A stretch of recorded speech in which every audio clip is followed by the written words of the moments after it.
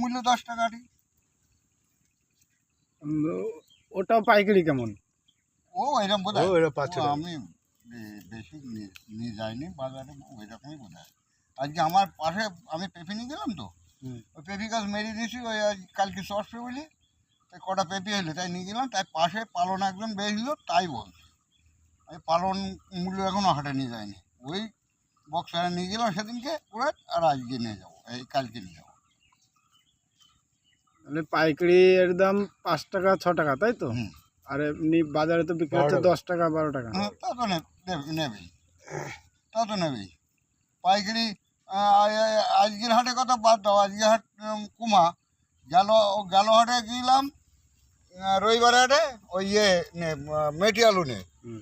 তা ফুলকপি কিনলো 35 টাকা পাইকারি, তারা 50 টাকা বেচবে। ঘাটতি আছে, ও অনেক ইয়ে আছে, চাষি সেভাবে পয়সা পায় না। মেটে আলু আপনি করেন না? মেটিয়ালু তোলা হয়ে গেছে, কত করে বিক্রি? ও 30 টাকা। মেটে আলু হুম। বাজারে 40 টাকা। তা তো হবে, আমরা পাইকারি দিয়ে আছি মেটিয়ালু। আলু ভালো আলু মোমের মতন করে গেছে। আছে? আলু আলু আছে ওই খেতে, এখন এ খেতে আর নেই। ওই ধারে ছিল গর্ত করে, ওই যে মেটিয়ালু গাছ উড়ে গেছে সব। থাকলে আমাদের কালকে কালকে হবে না, এখন কদিন দেরি হবে। ওই আছে, ওই খেতে আছে।